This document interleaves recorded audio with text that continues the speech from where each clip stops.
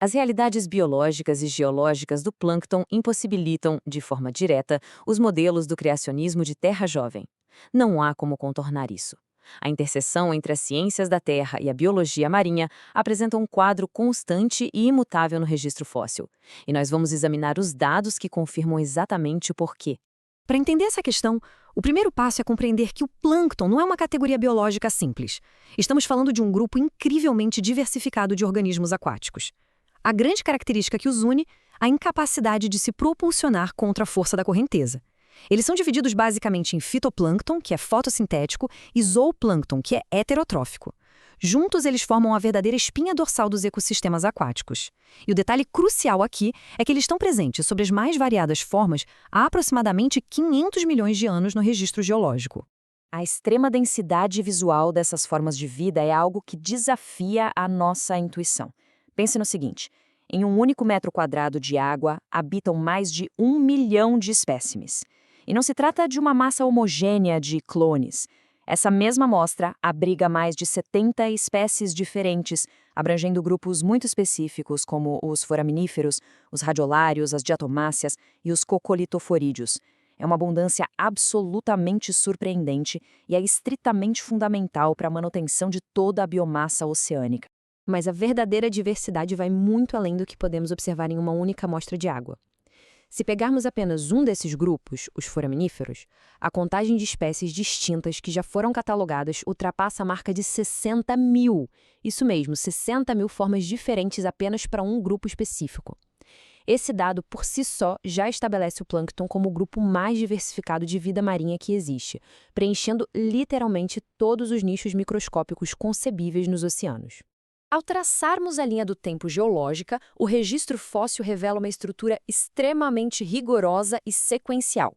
O zooplâncton aparece pela primeira vez lá no pré-cambriano, e a sua diversificação aumenta de forma substancial logo depois que os metazoários bentônicos do cambriano passam a dominar o fundo do mar.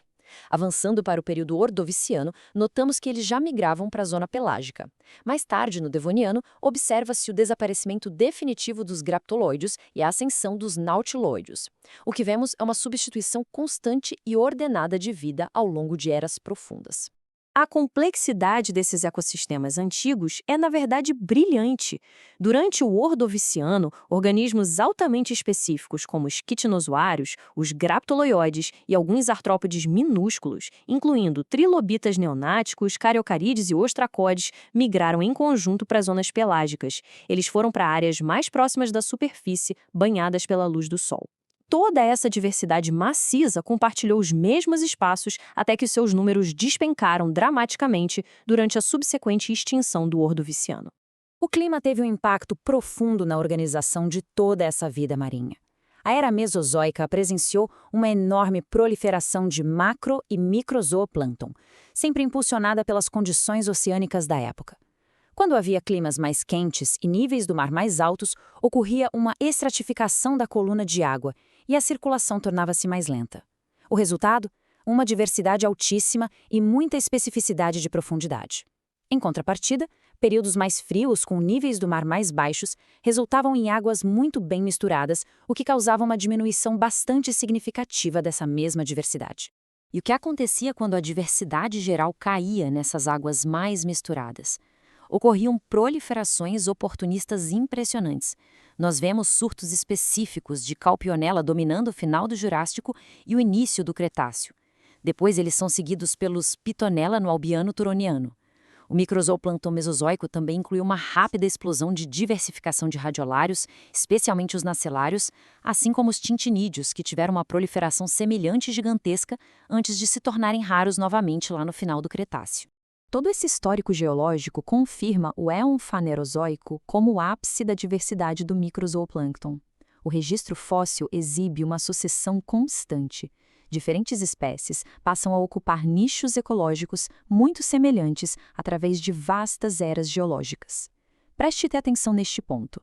As populações não estão todas misturadas. Elas são perfeitamente compartimentadas pelo tempo geológico, substituindo organismos anteriores à medida que as condições globais se transformavam gradualmente ao longo de milhões de anos. E como exatamente os cientistas extraem esses dados?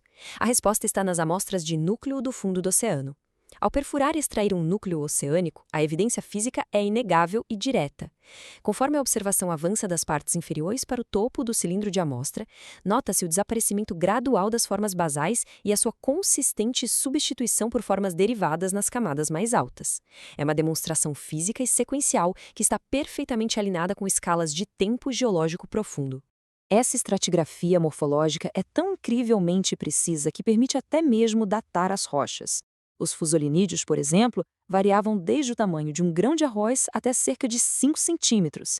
Eles prosperaram abundantemente do Carbonífero ao Permiano e então desapareceram completamente.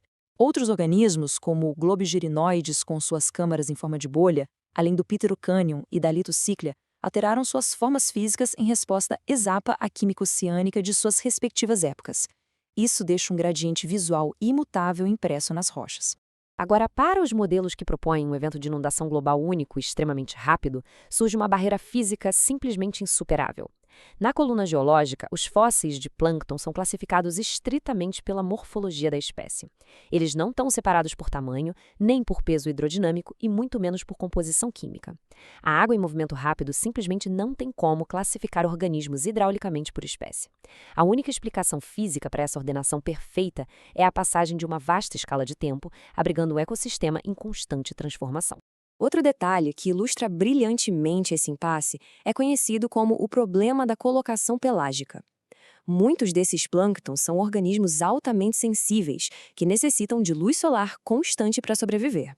No entanto, eles são encontrados fossilizados nas camadas inferiores, nas intermediárias e também nas superiores de toda a coluna geológica. É fisicamente impossível que uma inundação catastrófica de 6 meses consiga enterrar simultaneamente plâncton dependente do Sol em rochas sedimentares profundas, enquanto deixa ecossistemas idênticos perfeitamente intactos perto da superfície. É inviável. A magnitude física do problema da biomassa pode ser resumida de forma bem clara em um número: 45 bilhões. Anualmente, 45 bilhões de toneladas de novos fitoplânctons passam pelo ecossistema oceânico. É um volume colossal de vida microscópica limitando-se apenas às porções superiores dos mares, lá onde a luz do sol consegue penetrar. E não podemos esquecer que o zooplâncton, que também coloniza as profundezas, superem muito esse número. A implicação logística de todo esse volume é completamente catastrófica para um modelo de terra jovem. Imagine tentar comprimir toda a biomassa marinha geológica, especialmente de períodos de extrema abundância como o Cretáceo, forçando o ciclo de vida, a diversidade e a morte de 500 milhões de anos de vida oceânica em uma única janela de inundação de 6 meses. As consequências químicas seriam impensáveis. As populações atingiriam densidades tão absurdamente altas que as algas se transformariam, de forma muito literal, em um lodo sólido e letal de micro-organismos. E o problema ganha mais uma camada de complexidade quando olhamos para a salinidade. O plâncton possui variações estritas de água doce e de água salgada. A esmagadora maioria deles morre imediatamente se colocada na condição oposta. Além disso, possuem uma expectativa de vida natural de apenas alguns dias. Apesar de toda essa fragilidade, populações distintas e extremamente abundantes de plâncton, tanto de água doce quanto de água salgada, são encontradas preservadas ao longo de todos os principais períodos da coluna geológica. Alguns defensores do modelo de inundação global chegam a sugerir que, durante o evento, a água se estratificou. A água salgada, por ser mais densa, teria ficado no fundo, e a água doce, menos densa, na superfície. Mas se essa dinâmica de estratificação tivesse de fato organizado todo o registro fóssil, a realidade sedimentar que encontraríamos hoje ditaria uma consequência bem clara e inevitável. Todas as camadas geológicas superiores deveriam apresentar uma predominância massiva de vida exclusivamente de água doce, enquanto as camadas inferiores seriam exclusivamente marinhas. No entanto, os dados mostram que essa previsão falha completamente. O que o registro paleoambiental real nos mostra é uma rejeição total desse modelo de estratificação por inundação. Na verdade, observa-se a vida de água doce rigorosamente fossilizada em paleoambientes de água doce, localizados dentro de antigos continentes, e a vida marinha delimitada aos mares da sua respectiva época. Temos organismos de estuário acompanhando e traçando perfeitamente as antigas transgressões marinhas, além de uma ausência total de vida marinha preservada naqueles locais onde existiam desertos antigos. Em resumo, não há mistura caótica. O que existe são fronteiras ambientais incrivelmente precisas. Para concluir de forma definitiva, nós precisamos encarar a seguinte pergunta: onde estão os artigos revisados por pares que sustentam a existência desses processos milagrosos de inundação? Processos que expliquem a diversificação instantânea de bilhões de toneladas de plâncton e uma estratificação perfeita dos mares?